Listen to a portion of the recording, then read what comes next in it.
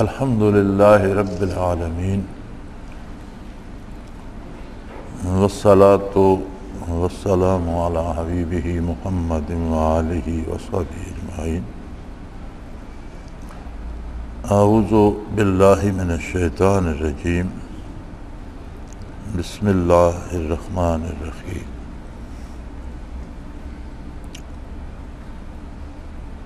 یہ سوال ہے، قرآن پاک میں اکثر مقامات پر اللہ رب العزت فرماتے ہیں ہم جسے چاہے ہدایت دیں، جسے چاہے گمراہ کر دیں۔ کیا اس سے یہ سمجھا جائے کہ بالآخر انسان کے اختیار میں کچھ نہیں؟ تصوف کے حوالے سے کیا مراد ہے؟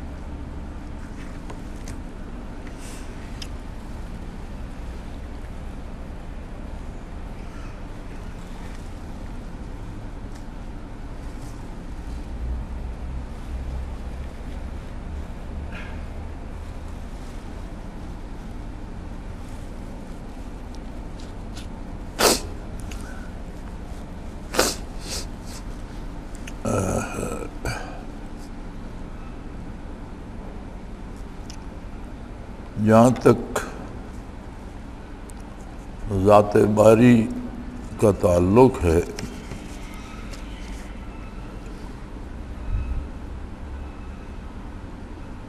کہ اس کی عظمت کے بارے سوال نہیں کیا جائے تو بہتر ہے۔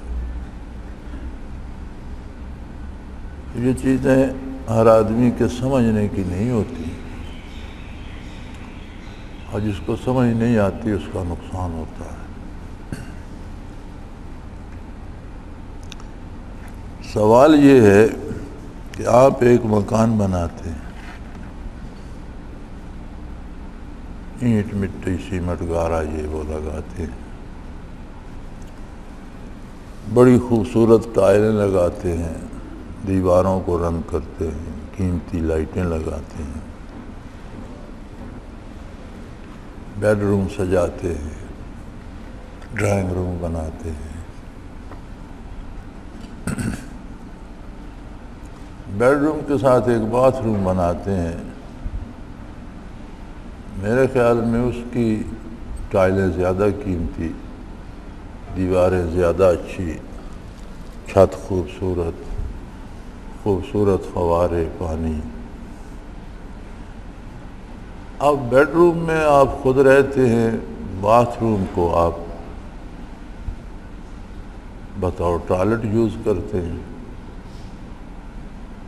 کوئی آپ سے کہے کہ اللہ کے بندے اس باتھ روم میں تو ٹائلیں زیادہ قیمتی ہیں، خوبصورت ہیں، فوارے لگے ہوئے ہیں، خوبصورتی بھی ہے، روشنی بھی اچھی ہے، رنگ برنگی بتیاں بھی ہیں، تو آپ الٹا کام کر رہے ہیں۔ ایک خوبصورت کمرے کو تو آپ نے غسل خانہ بنا دیا اور دوسرے کمرے میں خود رہنا شروع کر دیا، تو اس کا اعتراض صحیح نہیں ہوگا۔ آپ کی اپنی عمارت ہے، اپنے خرچ سے اپنی محنت سے آپ نے بنائی، جس کو جہاں چاہیں رکھیں، کسی کو کیا۔ کائنات کا ہر ذرہ اس کی ذاتی تخلیق ہے، اگر وہ چاہے کسی کو جہنم پھینک دے، کسی کو جنت دے دے، اعتراض کرنے والے کا کیا ہے؟ سوال کیا پیدا ہوتا ہے؟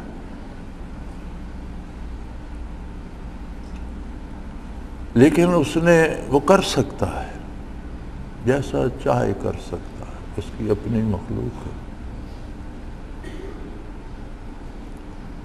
اس نے خود بنائی، اب اسے بنا کر وہ کہاں رکھتا ہے، یہ تو اس کی اپنی پسند کی بات ہے۔ سوال یہاں نہیں پیدا ہوتا، لیکن قرآن حکیم نے اس پسند کی وضاحت فرما دی ہے۔ قرآن حکیم فرماتا ہے کہ ہم نے انسان کو اختیار دے دیا ہے، کس بات کا؟ وَهَدَيْنَاهُ السَّبِيلَ إِمَّا شَاكِرًا وَإِمَّا كَفُورًا، ہم نے اس کے سامنے راہیں کھول کر رکھ دی ہیں، اسے توفیق عمل دے دی۔ اب پسند اس کی ہے کہ وہ شکر کا راستہ اختیار کرتا ہے یا ناشکری کا۔ اسی طرح فرمایا یہدی الیہ من ینیب، جس کے دل میں یہ آرزو کروٹ لیتی ہے کہ مجھے اللہ کی اطاعت کرنا چاہیے، اسے ہدایت فرما دیتا۔ انسان کا اختیار اتنا ہے کہ دو راستوں میں سے ایک راستہ وہ اپنی پسند سے چنتا ہے۔ مفسرین کرام فرماتے ہیں یہدی الیہ من ینیب، جس کے دل میں آرزو انگڑائی لیتی ہے کہ مجھے اللہ کا قرب چاہیے، اللہ کی رضا چاہیے، تو اس کی ہدایت اس طرح سے فرماتے ہیں کہ اسے ایسے لوگوں کا ساتھ دے دیتے ہیں جو نیکی پہ گامزن ہوتے ہیں، اسے نیکی سکھاتے بھی ہیں اور ان کے ساتھ مل کر نیکی پہ عمل کرنا اس کے لیے آسان ہو جاتا ہے۔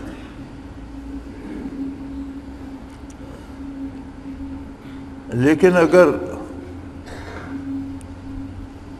کوئی راستہ ہی دوسرا چن لیتا ہے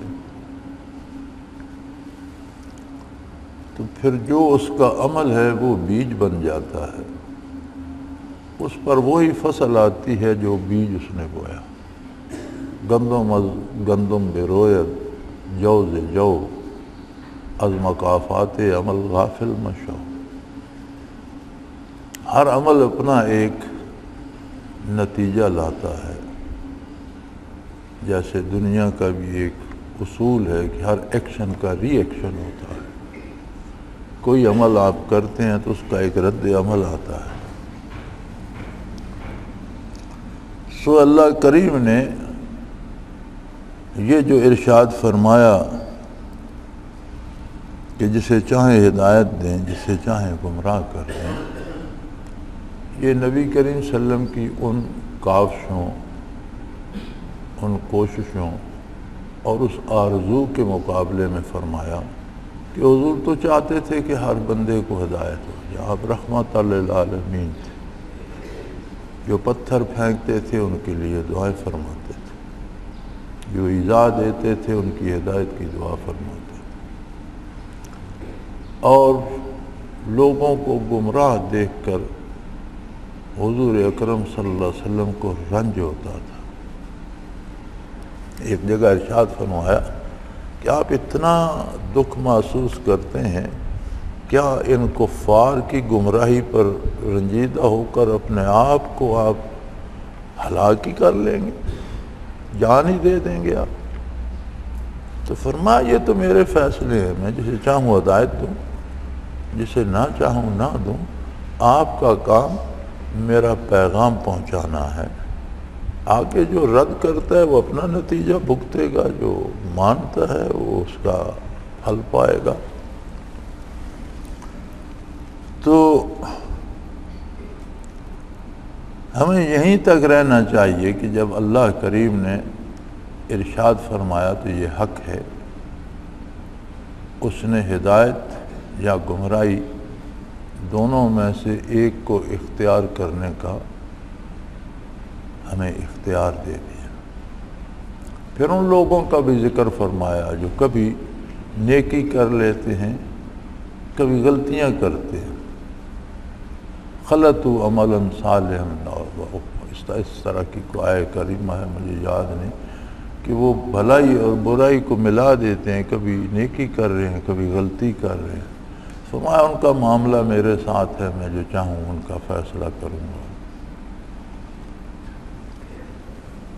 تو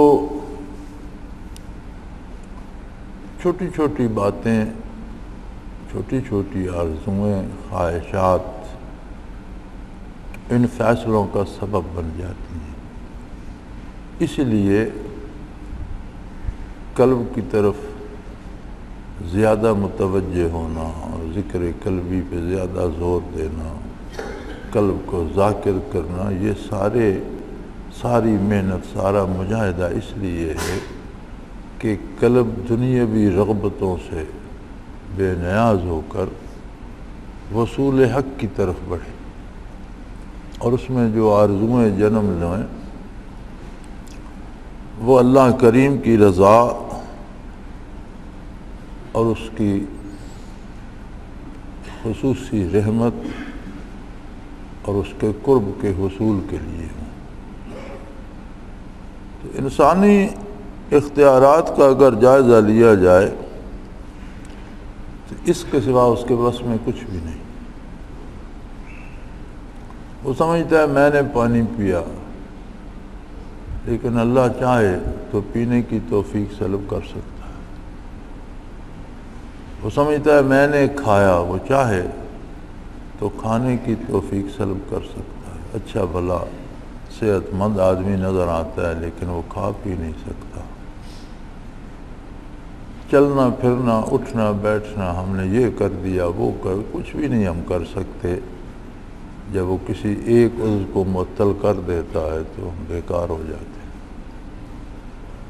اپنی شکل مرضی سے نہیں بنا سکتے، اپنی صحت اپنی پسند سے نہیں بنا سکتے، اپنا رزق اپنی پسند سے نہیں لے سکتے، اپنا فہم و شعور و ادراک اپنی پسند سے انتخاب نہیں کر سکتے۔ ہاں، جب وہ چاہے تو یہ چیزیں عطا کرتا جاتا ہے، اور ہماری پسند اتنی ہے جو اللہ کریم نے فرما دی کہ وَهَدَيْنَاهُ السَّبِيلَ إِمَّا شَاكِرًا وَإِمَّا كَفُورًا، ہم نے راستہ اس کے سامنے واضح کر دیا ہے، اب اسے اختیار ہے۔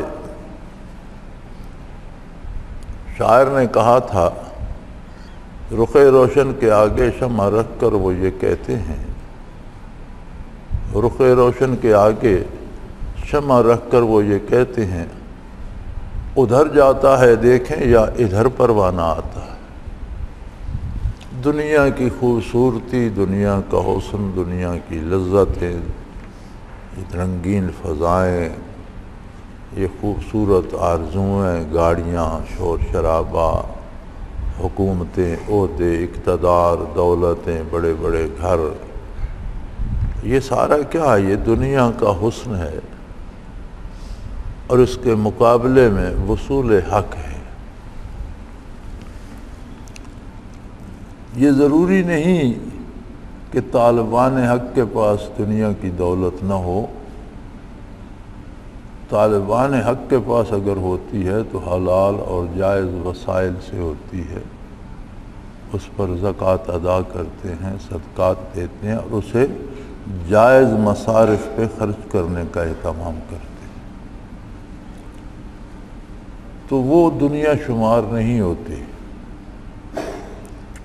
دنیا وہ شمار ہوتی ہے جس کے حصول میں اللہ کی نافرمانی کی جائے، جس کے استعمال میں اللہ کی نافرمانی کی جائے، جو اللہ کریم سے غافل کر دے۔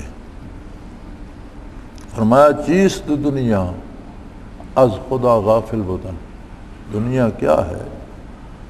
اللہ کو بھول جانے کا نام دنیا ہے۔ نہ کماش و نکرہ و فرزند و زن، رزق کا ہونا، بیوی بچوں کا ہونا، کاروبار کا ہونا دنیا نہیں ہے، لیکن یہی جب اللہ کریم کو بھلا دے اور گناہ کی طرف لے جائے تو پھر یہی دنیا بن جاتی۔ تو عظمت باری سادہ سی بات ہے، وہ جو چاہے کرے، کسی کو اعتراض کی کوئی گنجائش ہی نہیں، اس کی اپنی مخلوق ہے، اس نے خود پیدا فرمائی، اور اس کے ساتھ جو سلوک چاہے کرے، کسی کو اعتراض کا حق نہیں۔ لیکن اس کریم نے انسان کو شعور بخشا، معرفت الہی کی استعداد بخشی، حصول معرفت کا عظیم ترین ذریعہ نبوت کو بنایا، انبیاء کے فیض کو عام کیا، اور پھر آقا نامدار صلی اللہ علیہ وسلم کو مبعوث فرما کر اسے مکمل کر دیا۔ تکمیل نبوت ہے، مکمل ہو گئی نبوت کی عمارت، اب کسی نئے نبی کی ضرورت ہی باقی نہیں تو آئے گا کیوں؟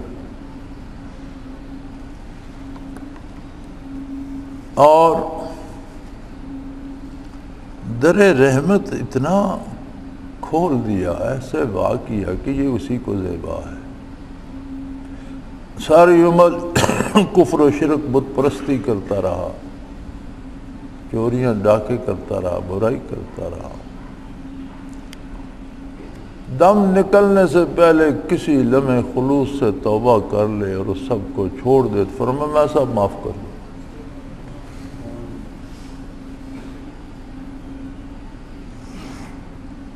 سو ہدایت کی شرط جو قرآن نے رکھی وہ انابت ہے، یعنی تہہ دل سے، دل کی گہرائی سے یہ آرزو کروٹ لے کہ اللہ مجھے معاف کر دے، مجھے ہدایت دے دے، مجھے نیکی پہ چلنے کی توفیق دے دے۔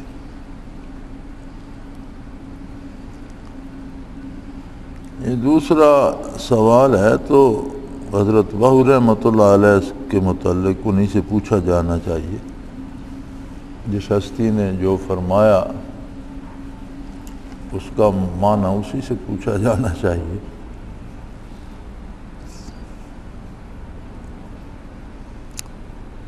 مرشد دا دیدار ہے باہو مینو لکھ کروڑاں حجاں ہو، اور اسی طرح جے تن میرا چشمہ ہوئے مرشد ویکھ نہ رجاں ہو۔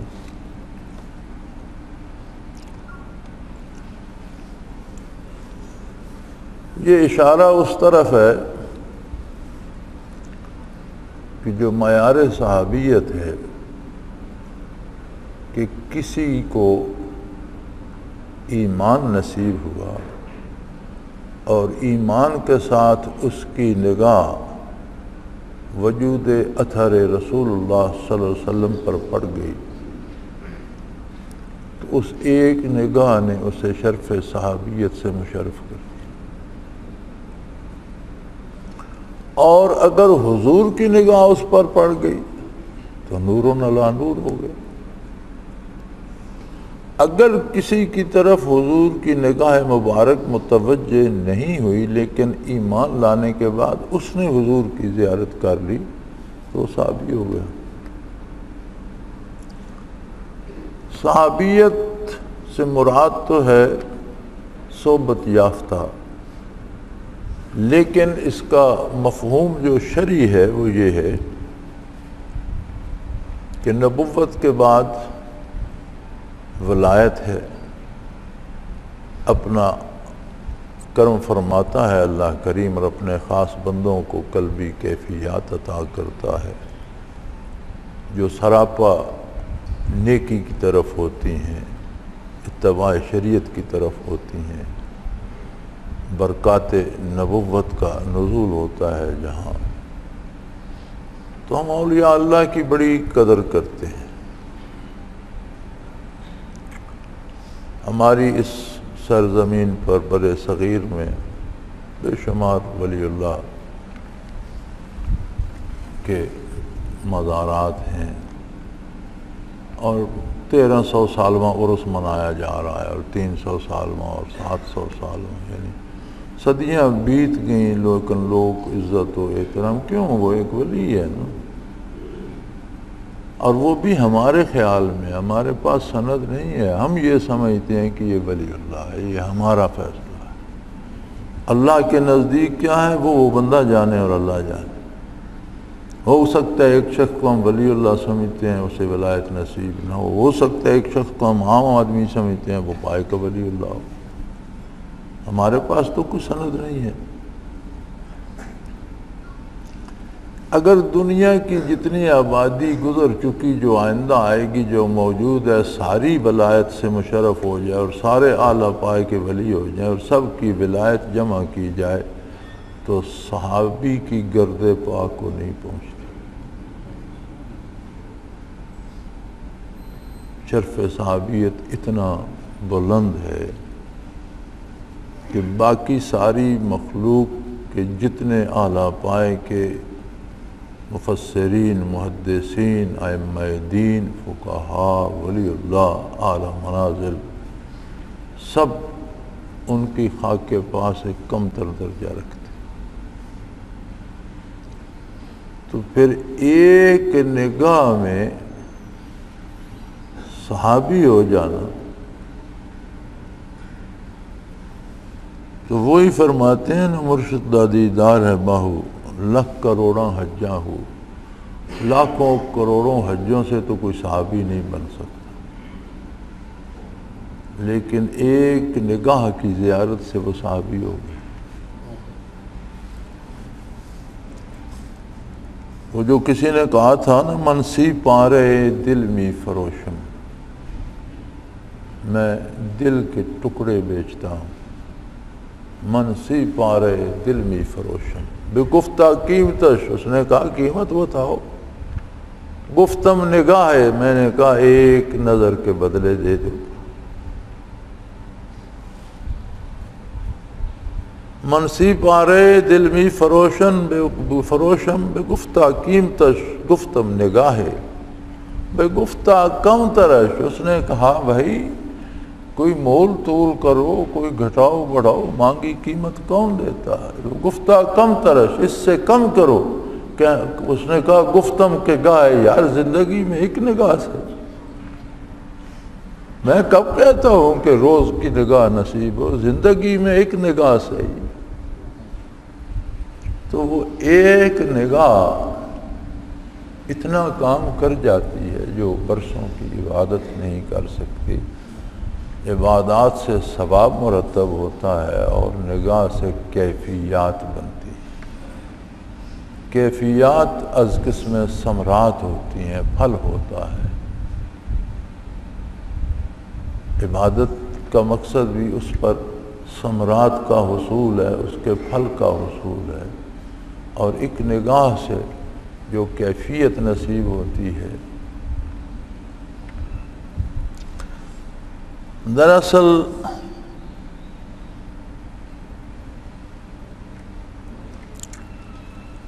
یہ چیزیں سمجھانے سے سمجھ نہیں آتی. واقعی کسی نے محبت کی ہو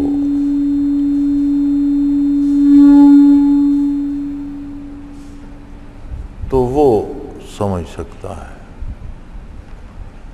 اور پھر محبت دنیا کے لیے نہ ہو، وصول حق کے لیے ہو، اور پھر محبت اللہ کے لیے، اللہ کے اس بندے سے ہو جہاں سے کیفیات ملتی ہوں،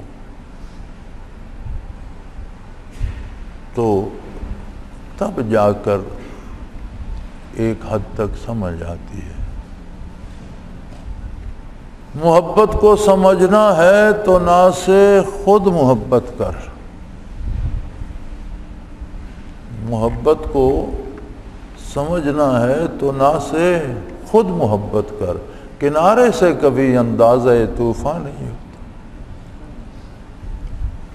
ان باتوں کو سمجھنے کے لیے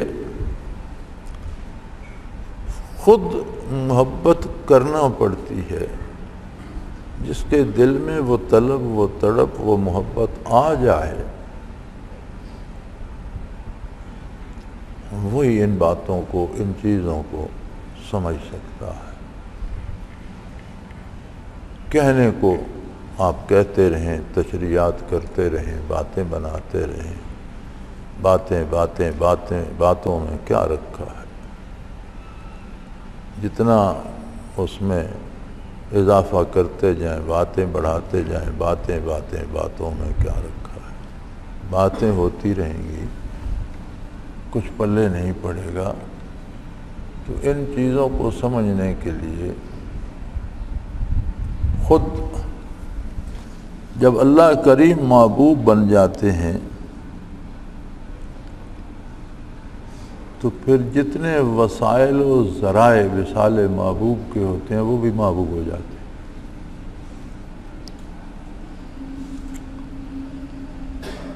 اور سب سے بڑا واسطہ مخلوق اور خالق کے درمیان بعثت عالی سے لے کر قیامت تک آقا نامدار صلی اللہ علیہ وسلم. پھر حضور کے اور ہمارے درمیان کون واسطہ بنتا ہے؟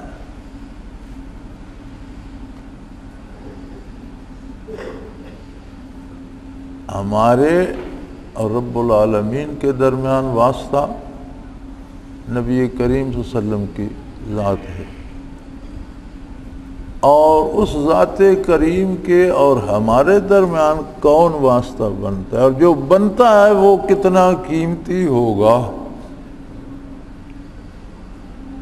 اس سے کتنی محبت ہوگی، اسے ایک نگاہ دیکھنے کی کتنی تڑپ ہوگی۔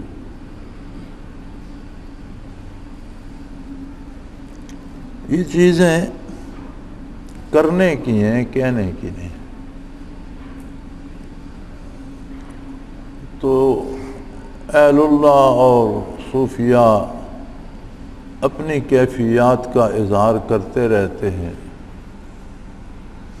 جو ان پر واردات ہوتی ہیں، کبھی شعروں میں، کبھی مضامین میں، کبھی باتوں میں، جس پر جو بیتتی ہے وہ اس کی حرکات و سکنات اور اس کی باتوں سے عیاں ہوتی رہتی ہے۔ یہ قدرتی بات ہے۔ ایک آدمی مفلس ہوتا ہے تو اس کا بات کرنے کا انداز اور ہو جاتا ہے، وہی امیر ہو جاتا ہے تو اس کی باتوں کا انداز بدل جاتا ہے۔ تو یہ ہم روز عملی زندگی میں ہم روز دیکھتے ہیں، بندوں کا اٹھنا بیٹھنے کا انداز بدل جاتا ہے، بات کرنے کا انداز بدل جاتا ہے۔ کوئی اقتدار سے معزول ہوتا ہے تو اس کی باتیں اور طرح کی ہوتی ہیں، کوئی اقتدار میں آ جاتا ہے تو اس کا انداز اور طرح سے ہوتا ہے، کسی کے چہرے پہ اداسی ہوتی ہے، کوئی خواہ ہنس رہا ہوتا ہے۔ تو اہل اللہ پہ یہ واردات ہوتی ہیں، کیفیات ہوتی ہیں۔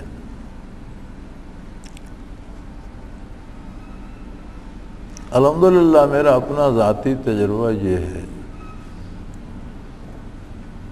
کہ ربع صدی حضرت رحمۃ اللہ تعالی علیہ کے ساتھ تعلق نصیب رہا الحمدللہ۔ شروع کا زمانہ جو تھا وہ دو طرح سے مشکل تھا۔ ایک تو آج کل کی طرح ذرائع آمد و رفت نہیں تھے۔ مجھے یاد ہے میں ایک دفعہ والدین کے ساتھ لاہور گیا تھا 1943 میں۔ تو نورپور سے ہمیں بس ملی، اس نے چکوال چھوڑ دیا، چکوال سے پھر بس ملی، اس نے عصر کے بعد جا کر جہلم اتارا، دن تو جہلم پہنچنے میں گزر گیا۔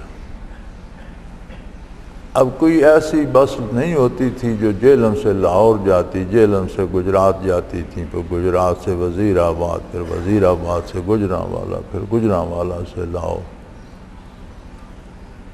تو والد محترم اللہ ان پر کروڑوں رحمت نازل فرمائے نے فرمایا کہ بسیں بدلنے کی بجائے ہمیں بسیں بدلنے کے لیے رات یہاں رہنا ہوگا، پھر صبح یہاں سے اگلی بس ملے گی، پھر شاید ایک رات اور راستے میں آ جائے، تو رات کو عشاء کے وقت یہاں سے ٹرین جاتی ہے، تو بجائے ہم وقت ضائع کرنے کے ٹرین پہ جائیں۔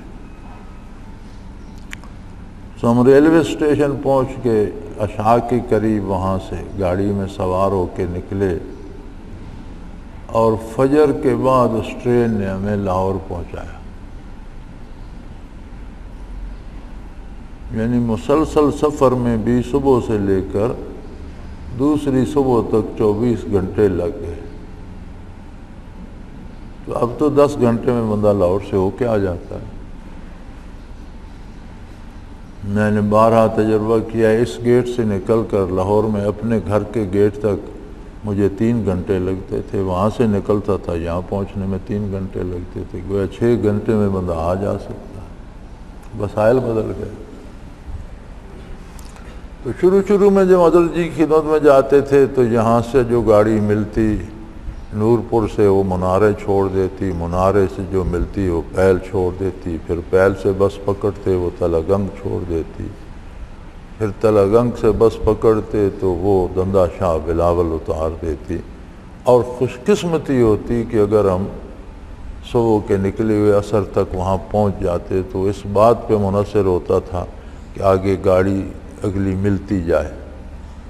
کئی دفعہ ایسا ہوا کہ ہم تلگنگ پہنچے تو میاں والی جانے والی آخری بس نکل چکی تھی، پھر وہاں مغرب ہو گئی، عشاء ہو گئی، پھر کوئی رات کو ٹرک سامان لے کر جا رہا ہے تو ان کی منت سماجت کی، کرایہ بھی دیا اور اس پر بوریوں پر بیٹھ کے اور کہیں سحری کے قریب وہاں جا پہنچے۔ اور کئی دفعہ ایسا ہوا کہ وہاں سے چل کر فجر کی نماز لفظی کے ساتھ جا پڑی۔ ایک مشکل کنوینس کی تھی، دوسری یہ تھی کہ ہمارے پاس کرائے کے پیسے بھی نہیں ہوتے تھے۔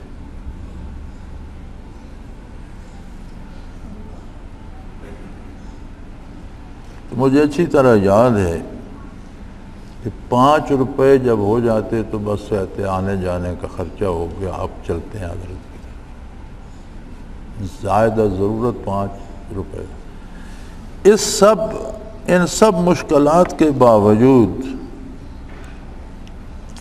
اگر ایک ہفتہ گزر جاتا تو پھر دوسرا ہفتہ ہم سے برداشت نہیں ہوتا تھا، ضرورت کی خدمت کی جاتی۔ جس طرح کھانے کی بھوک لگتی ہے، جس طرح پینے کی پیاس لگتی ہے، اس سے زیادہ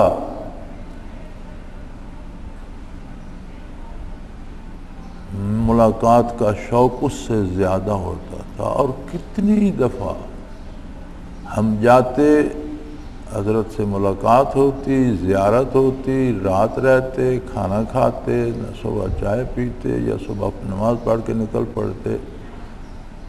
کتنی ملاقاتیں ایسی ہیں جس میں کوئی بات نہیں ہوئی، کوئی بات ہوئی ہی نہیں سرے سے، لیکن جب واپس آتے تھے تو ایسے ہوتا تھا جیسے بالکل بندہ پیٹ بھرا ہوا ہوتا ہے، پیاس بجھی ہوئی ہوتی ہے، دل ٹھنڈا ہوتا ہے، اور پھر پیاس بھڑک اٹھتی تھی، پھر دوڑتے تھے۔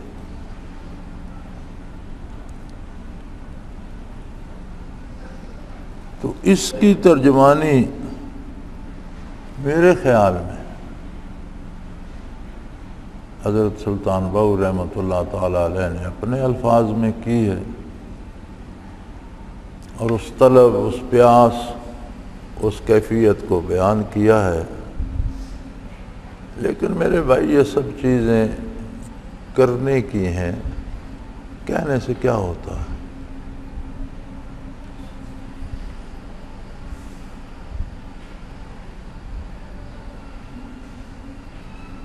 خلوص بھی ہو، طلب صادق ہو تو پھر یہ چیزیں نصیب ہوتی ہیں۔ تو ویسے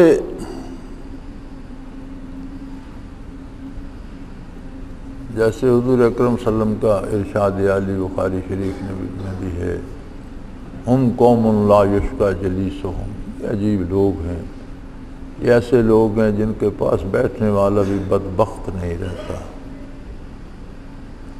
یہ ایک الگ بات ہے کہ ان لوگوں کی زیارت، ان لوگوں کی مجلس، ان لوگوں کی باتیں ہدایت کا، نجات کا سبب بن جاتی ہیں۔ لیکن اگر کسی کو ایسے لوگوں سے محبت ہو، طلب ہو، اور اللہ کی خاطر